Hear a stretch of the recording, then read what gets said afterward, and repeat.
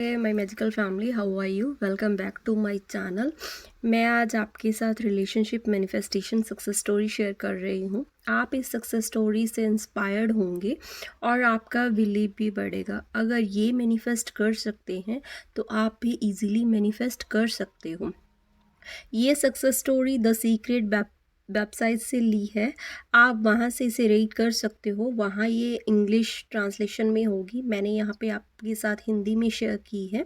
ये success story gene सी की है। वो कहती हैं कि मेरा रिश्ता 5 सालों से था। मैंने पहले भी अपनी success story the secret website पे शेयर की थी कि हम कैसे मिले थे। लॉ ऑफ अट्रैक्शन मेरे एसपी को मेरी लाइफ में लेके आया था। मैं उसके लिए यूनिवर्स का बहुत शुक्रगुजार हूँ। हम एक दूसरे के साथ बहुत खूबसूरत रिश्ते में थे। हम एक दूसरे के साथ रहने लगे थे, इस बात की परवाह किए बिना कि हमारे देश में क्या हालात चल रहे हैं। कुछ महीने पहले एक बहुत बड़ा धमाका हुआ बीरूट में। सब कुछ तहस नहस हो गया था। तब कुछ रिलेटिव्स हमारे घर रहने आए थे क्योंकि उनका घर टूट गया था। उन रिलेटिव में से एक रिलेटिव थे जो बहुत ज़्यादा नेगेटिव पर्सन थे। उनकी नेगेटिविटी मेरी पॉजिटिविटी को ख़त्म कर रही थी, जिसकी वजह से हमारे रिश्ते में प्रॉब्लम आने लगी थी। मैं बैड स्टफ़ को अपने रिश्ते और अपनी ज़िंदगी में अट्रैक्ट कर रही थी। मुझे लग रहा था कुछ गलत होने वाला है और वही सब गलत मैं अपनी लाइफ में अट्रैक्ट कर रही थी। देन एक दिन ऐसा कुछ हुआ कि मेरे पार्टनर ने सामने से मुझे ब्रेकअप के लिए बोला। मैंने बहुत ट्राई किया अपने पार्टनर को कि हमारा ब्रेकअप ना हो, बट फिर भी मैंने उनसे बोला कि हम ब्रेकअप नहीं करते हैं। हम 1 मंथ एक दूसरे से अलग रहते हैं।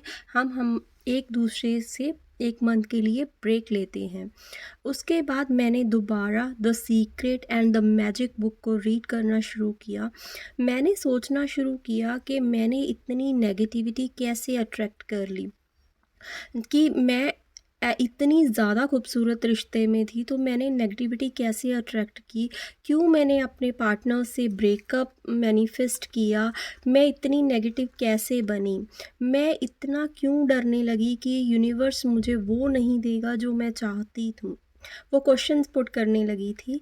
द सीक्रेट को रीड करते समय मैंने एक कागज़ के टुकड़े पर लिखा, I am so happy and grateful now that, उन्होंने अपने पार्टनर का नाम लिखा, इज़ माई बॉयफ्रेंड। मैं दोबारा रीड कर देती हूँ, आप भी इस अफर्मेशन का यूज़ कर सकते हो। द दोबारा सुनिए, I am so happy and grateful now that my partner is my boyfriend. और ये वही पल थे जब मेरी ज़िंदगी बदलने लगी। मैंने उनकी पुरानी फ़ोटोज़, चैट्स, नंबर्स डिलीट नहीं किए थे, बल्कि मैंने उनकी पुरानी चैट को फेवरेट वन लिखकर पिन कर दिया था। और मैं रात को सोने से पहले daily good night, I love you बोलती और मॉर्निंग उठते ही वो इमेजिन करती थी कि उनका पार्टनर उन्हें बोल रहा है good night, I love you. और मॉर्निंग भी ऐसे ही होता था, गुड मॉर्निंग माय जान या माय लव। वो ऐसे ही उस चीज़ को मैनिफेस्ट करती थी, इमेजिन करती थी। ये मैं डेली प्रैक्टिस करने लगी। मैंने नेक्स्ट वेकेशन सर्च करना शुरू कर दिया था कि मैं उनका बर्थडे कहाँ पे सेलिब्रेट करूँगी। उन्होंने एक प्लेस को सर्च किया था, अमेस्टर्डम, वहाँ पे वो उनका बर्थडे सेलिब्रेट करना चाहती थी उनके साथ। तो मैंने होटल सर्च करना शुरू किया कि हम कहाँ रहेंगे, और मैंने ऐसा एक रूम देखना शुरू करा जो एक नदी के बिल्कुल पास हो, वहाँ से नदी बह रही हो और उसका व्यू बहुत ज़्यादा अमेजिंग हो। मैंने सर्च करा कि वहाँ कोई डेट अवेलेबल है या नहीं। पूरे दिन के समय मैं इमेजिन करती थी कि मेरे पार्टनर मेरे साथ हैं, मुझसे बात कर रहे हैं, मुझसे पूछ रहे हैं क्या काम कर रही हो, आपने लंच करा, मैं तुम्हें घर आके मिलता हूँ, हम एक साथ लंच करेंगे और साथ मिलकर हम सुशी खाएंगे। मैं हमेशा फील करती थी कि वो मेरे साथ है। कई बार मैं सोचती थी कि वो मुझे माफ़ नहीं करेंगे। देखो, उन्हें भी नेगेटिव थॉट आते थे। वो सोचती थी क्या वो मुझे माफ़ करेंगे या नहीं, वो मेरे पास वापस आएंगे। स्पेशली जब हमारे बीच इशू थे, ट्रस्ट के इशू थे और उनके फैमिली की इंटरफेरेंस हुई थी, उनकी फैमिली के रीज़न के नेगेटिविटी के कारण उनके भी रिश्ते में नेगेटिविटी आई थी। वो नेगेटिव भी होती थी, पॉजिटिव भी रहती थी, नेगेटिव भी होती थी, बट फिर से पॉजिटिव होने शुरू कर देती थी। व्हाट गेस व्हाट, तो देखो अभी क्या हुआ है उनके साथ। 1 महीना ख़त्म होने से पहले ही उसने मेरे साथ बातें करना शुरू कर दिया। मुझे नहीं पता कैसे और कब हुआ। मैंने अपने फ़ोन पे नोटिफ़िकेशन देखा, उनके बॉयफ्रेंड का नोटिफ़िकेशन आया हुआ था, उन्हें देखा और मैसेज को रीड करने से पहले ही वो खुशी से उछल पड़े। वो बहुत ज़्यादा खुश हुए और उनका पार्टनर उन्हें बोल रहा था कि हम मिल रहे हैं। उनकी बातें स्टार्ट हुई और कुछ हफ्तों के बाद वो एक साथ हो गए। वो बहुत ही प्यारे रिश्ते में आ गए। मैं बिल्कुल ही ट्रिप एम्स्टर्डम, जो उनका बर्थडे के बारे में जो प्लान कर रही थी, वो उसे भूल गई थी। और जो मेरे बर्थडे पे, मतलब उस लड़की के बर्थडे पे, उनके जो बॉयफ्रेंड थे उन्होंने पूछा कि क्या तुम मेरे साथ कहीं चलोगी? मैंने तुम्हारे लिए एक प्लेस को सर्च किया है और आप बिलीव नहीं करोगे, वो वही जगह थी, एम्स्टर्डम। ये वही जगह थी जहाँ ये सोच रही थी कि मैं उनके बर्थडे पे जाऊंगी, बल्कि उनके जो पार्टनर थे उन्होंने मैनिफेस्ट तो इन्होंने किया था सेम प्लेस को, बट हुआ क्या, उनके पार्टनर ने उस जगह को चूज़ किया उनके बर्थडे के लिए।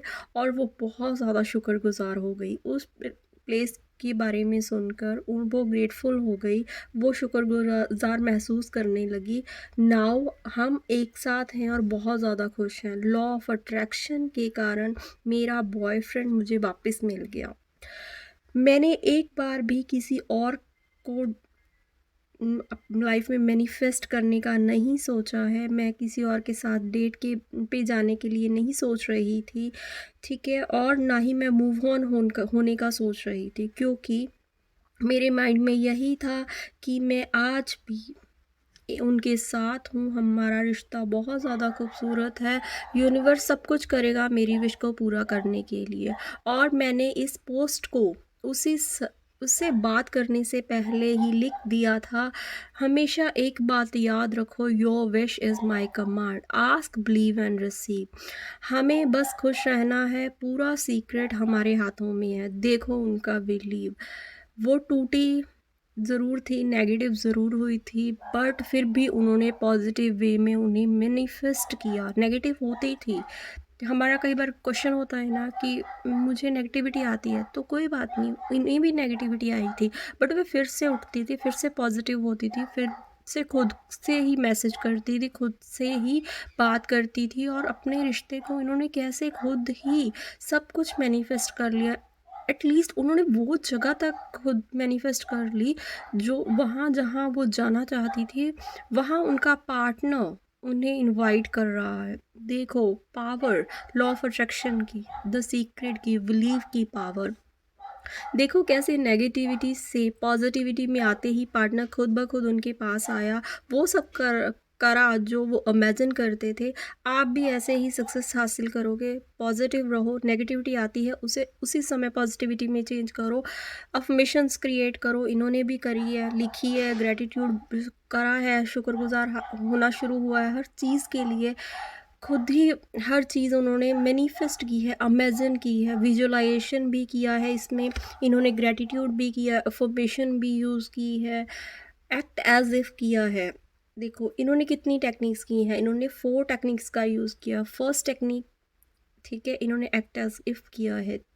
खुद ही इमेजिन करती थी कि इनका पार्टनर इनसे बात कर रहा है, गुड नाइट गुड मॉर्निंग बोल रहा है, पूछ रहा है खाने का, पूछ रहा है काम क्या कर रहे हो, मतलब उनसे हर चीज़ एक्ट एज इफ़ की। सेकंड, विजुअलाइज करते थे ये अपने रिश्ते को, कितनी खूबसूरती से इन्होंने विजुअलाइज किया, इमेजिन किया, उस प्लेस को इमेजिन किया, सर्च किया, ठीक है। ग्रेटिट्यूड, शुक्रगुजार होना शुरू हो गए हर चीज़ के लिए।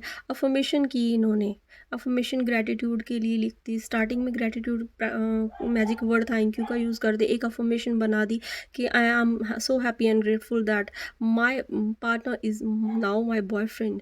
देखो इन्होंने कितनी पावर से 4 प्रैक्टिसेस को, 4 टेक्निक्स को एक साथ करके अपने पार्टनर को अपनी लाइफ में मैनिफेस्ट कर लिया। आप भी ऐसे ही कर सकते हो, इसीलिए मैं ये सक्सेस स्टोरी आपके साथ शेयर कर रही हूँ कि आपका बिलीफ सिस्टम बढ़ेगा। अगर ये इजीली मैनिफेस्ट कर सकते हैं तो आप भी इजीली मैनिफेस्ट कर सकते हो। हमेशा एक बात को याद रखो, your wish is my command. जब भी नेगेटिव हो तभी इस बात को याद करना कि your wish is my command. ठीक है, करके देखो, मज़े मज़े में करो, आप भी डेफिनेटली मैनिफेस्ट कर लोगे। So thank you so much for your beautiful support. Thank you, thank you, thank